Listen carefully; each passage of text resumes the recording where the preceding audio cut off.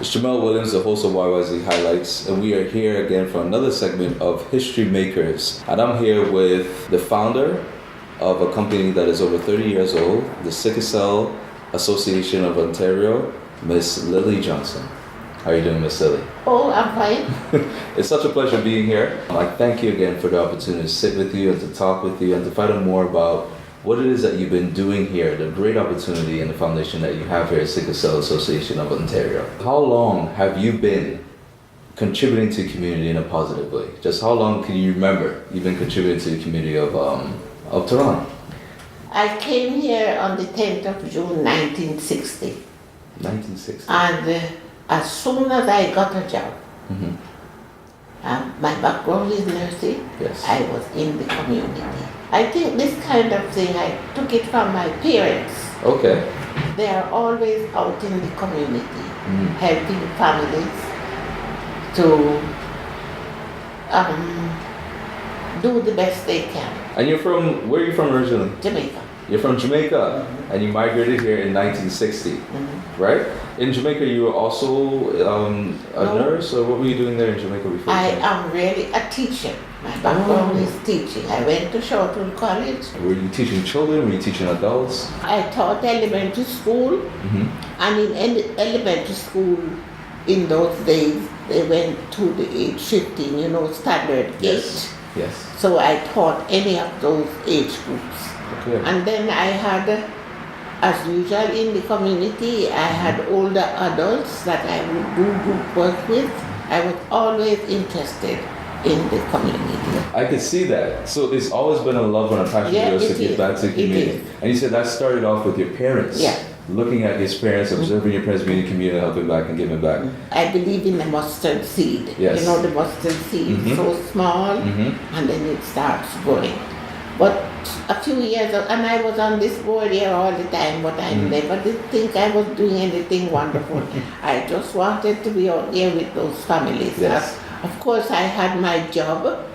First, I started with VON, Victorian Order of Nurses. Okay. Then I decided I should go back to university and get some further advanced training for working here. And I came back and went into public health. I did work at the hospital for sick kids for a short while. You were responsible, at least spearheaded the initiative so that every child now would be tested for the sickle cell disease, right? What year was it that they, passed a law, made it mandatory that each child, when born, was tested for sickle cell? What year was that? Can you remember? It was in 2005. 2005? Yes. Okay. Why do you think it was important for you to really push for that to be happening within Toronto? When we started the association in 1981, we got our training. So the training was, we went to Howard University. Every year we went down there, we got their logo because Canada did not have anything. We got their literature. All we had to do to audit was put the copyright, everything. And then they would come up to workshops and conferences. The most important one was Graham Sargent from Jamaica. At that time, and even now, he is the world's, I would call it, he has done more research on sickle cell than any other people around. So he used to come here, and when he came, he told us, you have to do newborn screening because according to the history, he is supposed to be the first person who started newborn screening. So Jamaica had newborn screening years before any other country. Is that right? Yeah. Wow. That little country. That's how they were able to identify babies born immediately, as to whether they had sickle cell or not. I'm here with the administrative assistant, Miss Marie Boyd, and she's going to let us know a little more about what it is that happens on a day-to-day basis on the SCAO. I'll come in.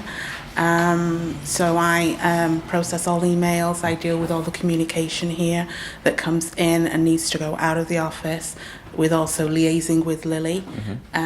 on a daily basis of, our events, if we have to set up a group, if we have to look at advocating on behalf of our clients, that are having a problem, whether if it's with, it could be a broad spectrum from the medical team to just dealing with, day-to-day inquiries. They're not able to do it on their own behalf, so we will act for them. And you guys actually go above and beyond. We were speaking with an elder and a sickle cell survivor, Marion Tellisford. And so speak a little more about what you've done with her, because you've actually been in her home.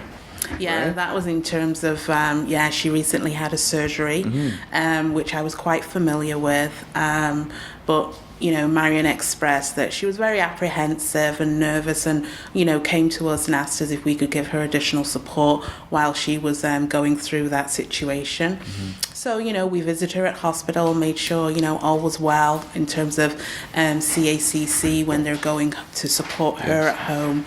And then, we continue to visit Marion and support Marion at home in terms of she needed shopping, whatever else she needed doing.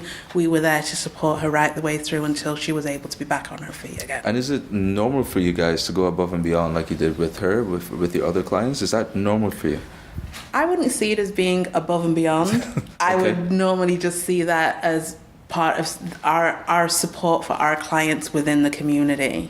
As we look to funding, that we can look to get more money, that we can have, actual support workers here that can help our clients, that can go out into their homes and, give them the support that they really need. I always maintain, I'm 60 years now. Wow. And I always maintain that even though we're living with sickle cell, we have it, but we shouldn't let it have us. We need to talk about sickle cell.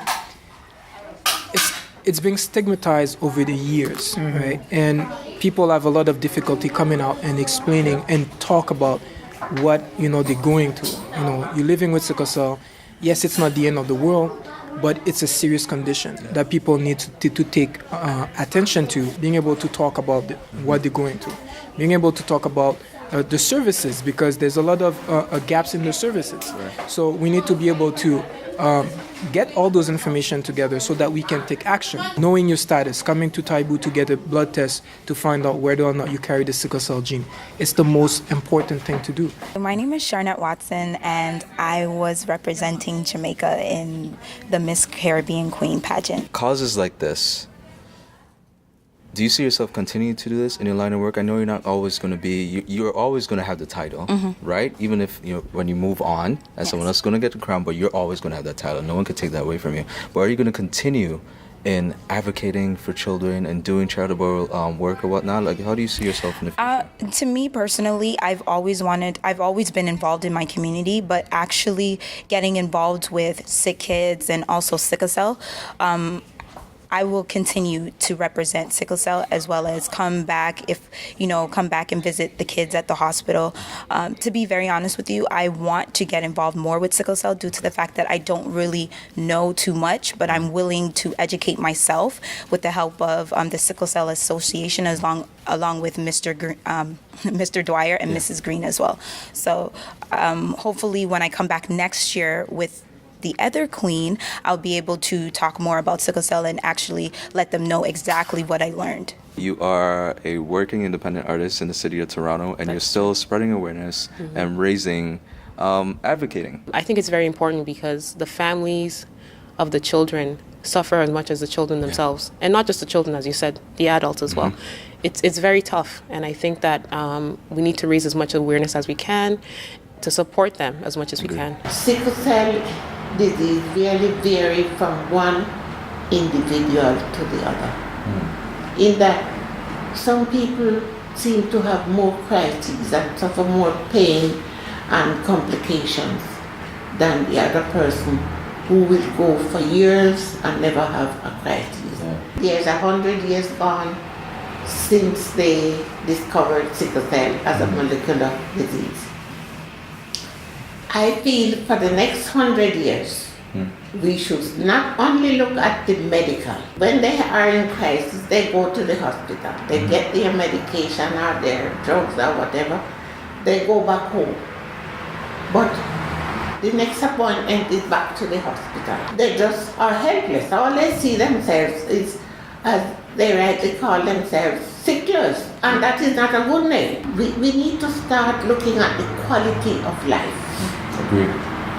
Not just, oh, I can produce. Miss Lillie Johnson, thank you so much for your time today and allow us to sit and speak and really just engage in more of what's going on here at the Sickle Cell Association of Ontario and a little bit more about your life and your contributions to the community. Thank you so much for letting us know the foundation of what really started this off was family, core values, and the need to help and others with this disease and to advocate. And love. Love. Yeah. Very important. And respect for people.